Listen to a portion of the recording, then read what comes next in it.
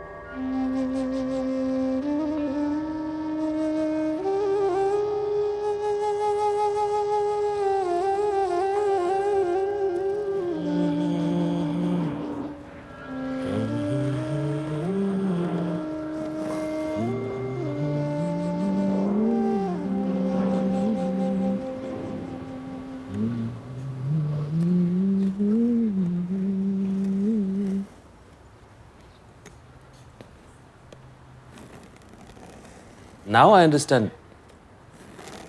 When you're drowned into your process, whoever calls you, it's actually an obstacle, you know. But when you're young, you always want to go out, you know, take a break, you know. Yeah.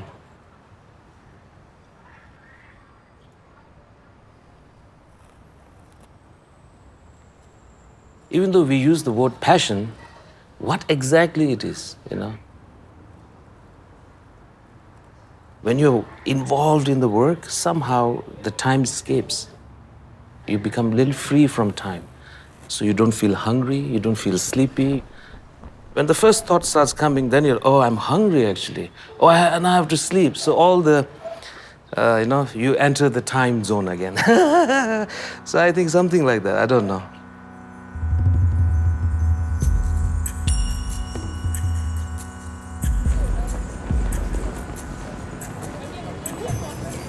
I was born in Nepal. I spent my childhood here and also in India. Deep down, I believe I'm product of this distinctly Nepal, India, and Tibet. I'm a mix of all culture, but also I look at it as an individual journey.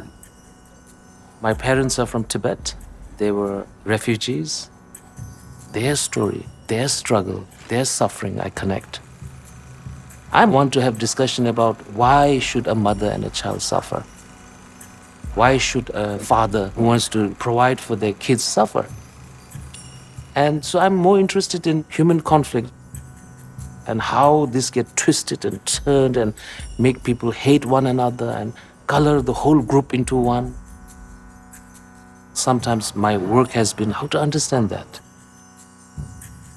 My mother was probably one of the first female graphic designers. She loved art, so I think I must have picked art from her. I remember always painting on the floor in her studio. My father, he always thought art means something you do it for hobby. Every father in Tibetan community would respond probably like that. He's seen a lot of terrible things in his life, so he wants to make sure I have at least some sense of security. But at the same time, every time I need a color, every time I need a paper or canvas, he's the one who buys it.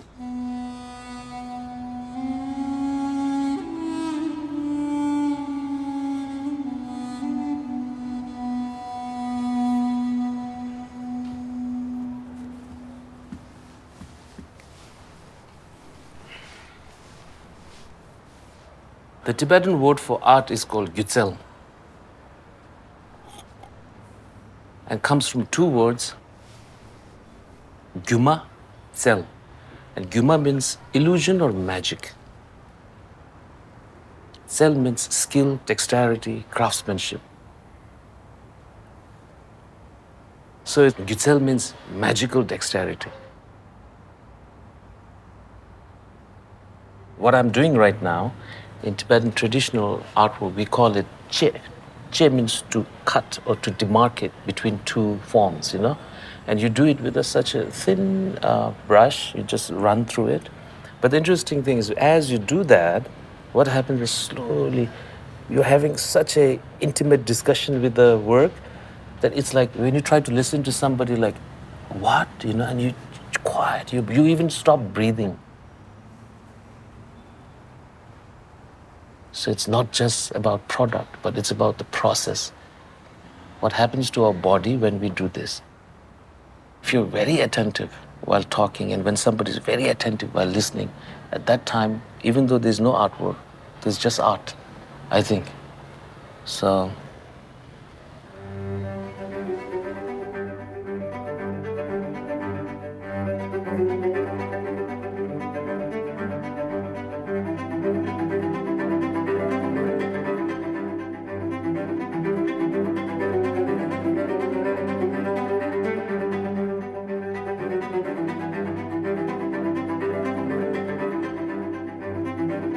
I've always been part of some kind of art.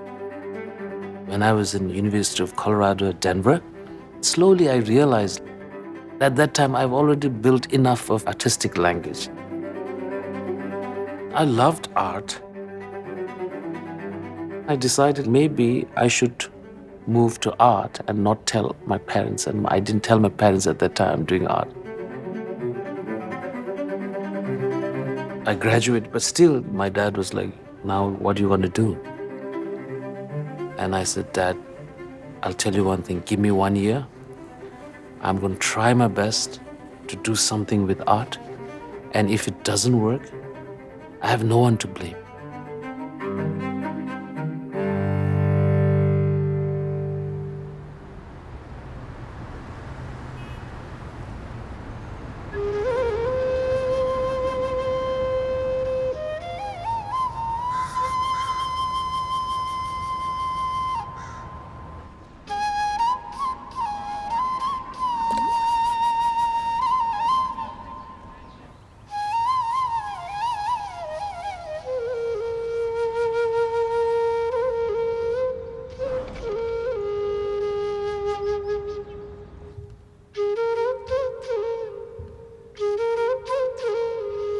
I believe it's good to have a space where you're a little bit away from the city and all the hustle bustle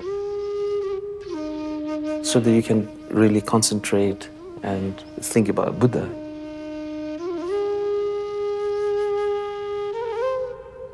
I personally believe art can really blossom when you're calm.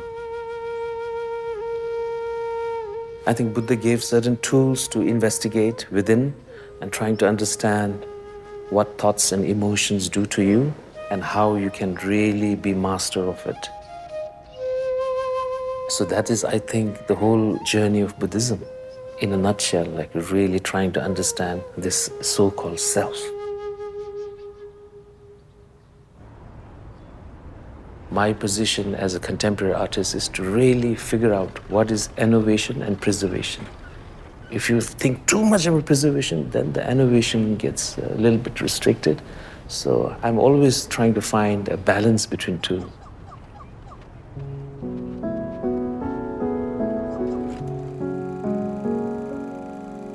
I realized that I also need to know my traditional lineage. My parents were born in Tibet, and when they were young, they came in exile. My father was 13, my mother was 6 years old. It was a full-fledged colonization of Tibet, and when people colonized, they tried to kill. A lot of lives were lost when they came in exile. I think 5 family members died while crossing the border. in 2009, when my father passed away, I really understood what do you mean by impermanence. Accepting the reality of somebody who comes here has to leave also. And he always wanted to go to Tibet, you know. He's like, at least I want to go to Tibet once before I die. One night, I was just sleeping and I had this idea, you know what? There are so many fathers like my father. Who wants to go back to Tibet? I'm going to bring Tibet to them.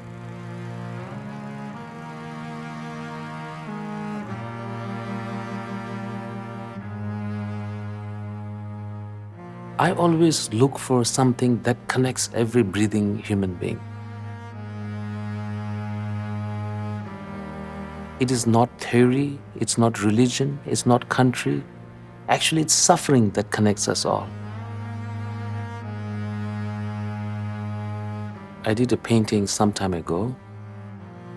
In Tibet, there were people burning, self-immolating. So all the attire, the garment has fire emblem on it. Just designed it like a fashion pattern, but if you look carefully, it's all fire. And then the Buddha itself, the color is ash color. If I look at it from far, it also looks like a mountain. These are a symbol of Buddha as a platform, as a stage for my own personal experience to pour in. In a way, I wanted to free the Buddha.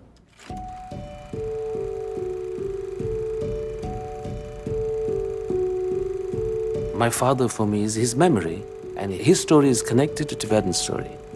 My mother's story is connected to Tibetan story. All my grandparents, everybody's story is connected to Tibetan story. It was kind of a closure for me with regards to my father. I hope to follow his footsteps and be a better person. Buddhism recognizes suffering as also an element within the framework of change. Even this suffering which you have would also go away. Don't worry. Nothing is permanent, meaning even the suffering is also not permanent. So Buddhism is all about the journey within, trying to understand oneself.